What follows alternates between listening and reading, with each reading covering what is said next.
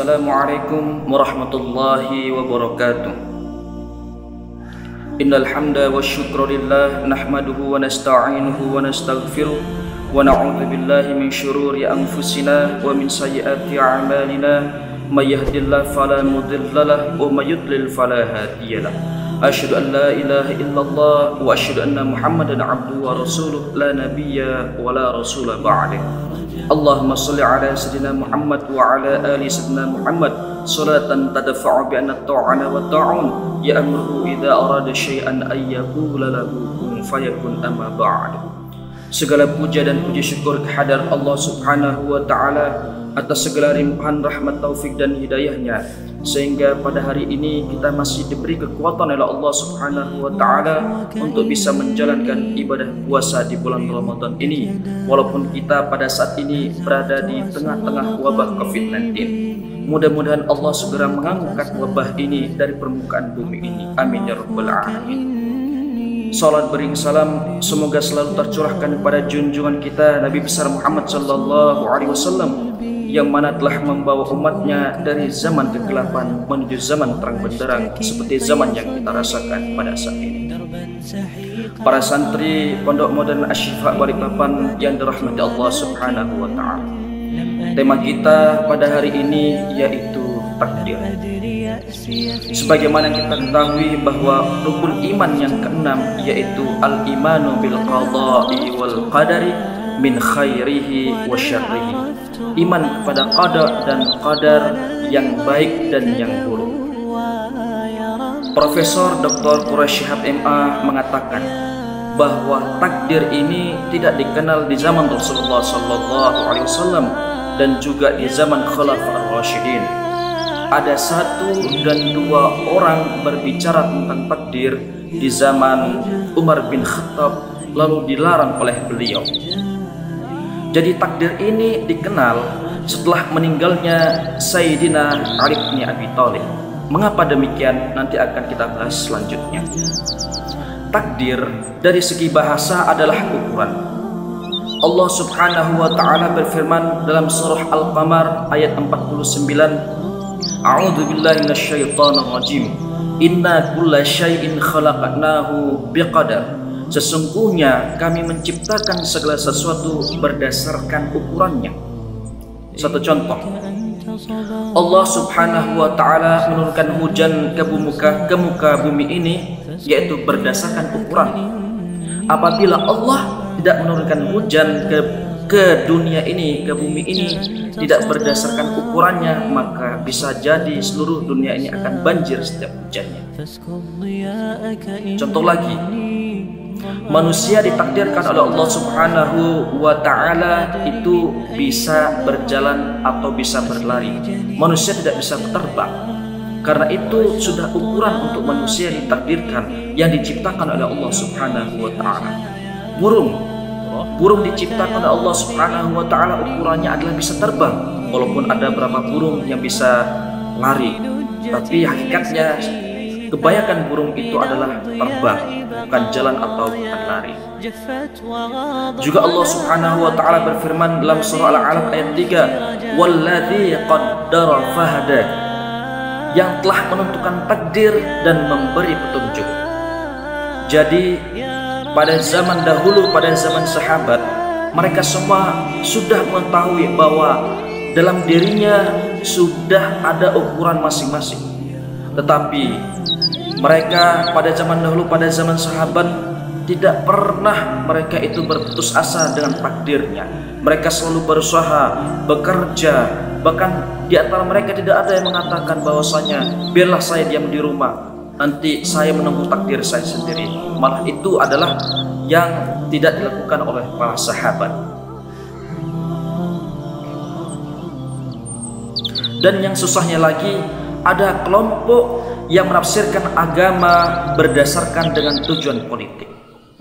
Jadi ini yang saya terangkan lanjutan tadi, bahwa setelah Sayyidina Ali bin Abi Thalib meninggal dunia, setelah meninggal maka terangkatlah atau diangkatlah dinasti Bani Umayyah, yang pada waktu itu pimpinannya adalah, khalifahnya adalah Umayyah bin Abi Sufyan, dan dia mengatakan bahwa ini semua kejadian adalah kehendak Allah Subhanahu wa taala.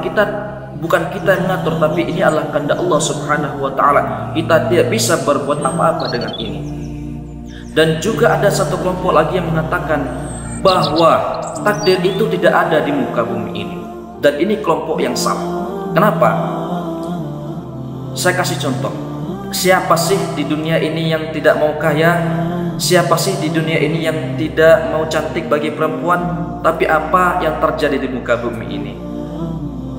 Di muka bumi ini ada yang kaya, ada yang miskin, ada yang cantik, ada yang sedang, ada yang kurang cantik. Ini bukti bahwa di bumi ini ada takdir Allah yang menentukan semuanya. Jadi bukan manusia yang menentukan. Seandainya manusia menentukan semua itu, maka tidak ada yang namanya orang miskin di dunia ini. Semuanya pasti ingin kaya. Tapi hakikatnya kan di dunia ini ada orang miskin dan ada orang yang kaya. Para santri yang dirahmati Allah Subhanahu wa ta'ala, apa istilah qada dan qadar? Qada itu adalah pengetahuan Allah yang menyangkut segala sesuatu di alam ini, baik yang sudah atau sedang atau yang akan datang. Pengetahuan ini berdasarkan kehendaknya, tentu berdasarkan ukuran. Contoh, ada nggak di dunia ini manusia yang tidak mati? Pasti semua manusia di dunia ini pasti akan mati. Adakah ukurannya? Ada.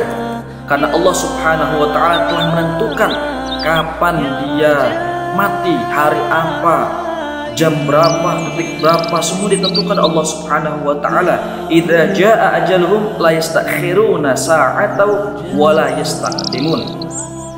Sedangkan takdir, contohnya, seumpamanya saya mempunyai 2 mobil. Ada mobil balap yang kecepatan maksimal itu mungkin sekitar 200 km per jam. Ada satu lagi mobil tua yang kecepatannya itu sekitar 75 km per jam. Jadi di sini takdir itu bisa kita pilih. Seandainya saya mau berangkat ke kantor, saya bisa memilih mobil yang cepat atau mobil yang tua, mobil yang balap yang kecepatan 200 km per jam atau mobil yang tua. Itu tergantung kita.